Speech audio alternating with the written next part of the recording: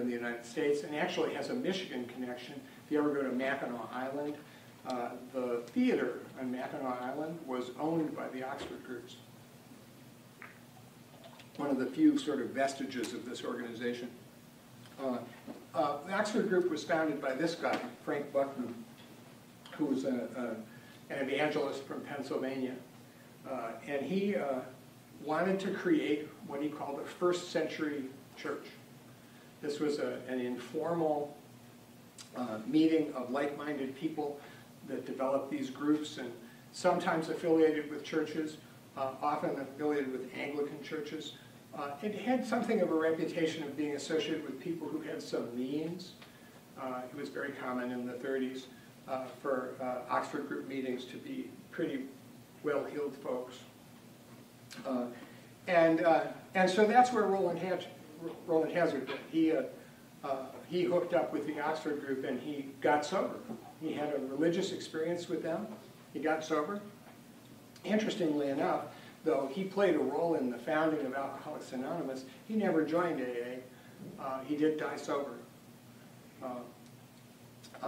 Roland Hazard went to another drinking buddy of his named Ebby Thatcher. And I'll talk more later about Ebby. Ebby Thatcher was a beloved figure in the history of Alcoholics Anonymous. He was a drinking buddy of Roland Hazard. He was a drinking buddy of Bill Wilson.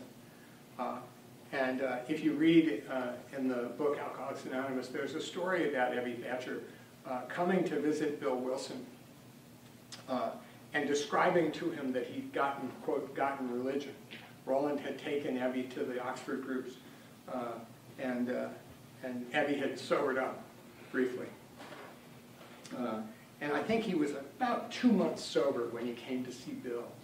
And he was excited, and he you know, one can imagine he sat in the kitchen with Bill and told him about this religious experience that he had. And Bill was not very excited about this. Now, Bill Wilson was a very, very interesting guy. Born in East Dorset, Vermont. Actually, I'm going to skip ahead. Come back. Born in East Dorset, Vermont, his father went away on business one day when he was young and never came back. His mother decided to become a physician, and she went away, and she, for the most part, never came back. So Bill was raised by his grandparents.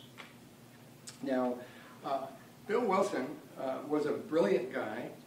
He had his moments. He flunked out of law school because he was drunk and never did get a law degree. But he